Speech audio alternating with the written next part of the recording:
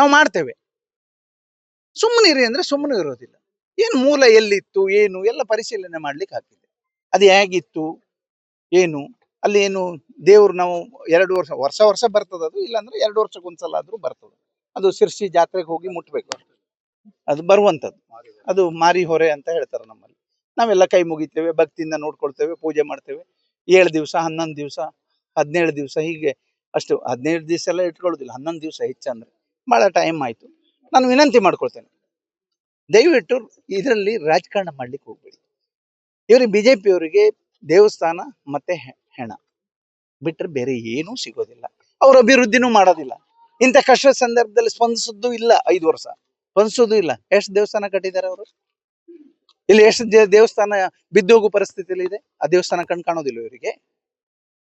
ಹೋಗಿ ಕಟ್ಸಿ. ನಾನೀಗ ಹೆಚ್ಚು ಕಡಿಮೆ 12.5 ಕೋಟಿ ರೂಪಾಯಿ ಕೊಟ್ಟಿದ್ದೇನೆ ದೇವಸ್ಥಾನಕ್ಕೆ, ಎಲ್ಲಾ ದೇವಸ್ಥಾನ 13.5 ಕೋಟಿ, 13 ಕೋಟಿ 75 ಲಕ್ಷ. ಈಗ ಎಲ್ಲ ಜೀರ್ಣೋದ್ಧಾರ ಆಗ್ತಾ ಇದೆ.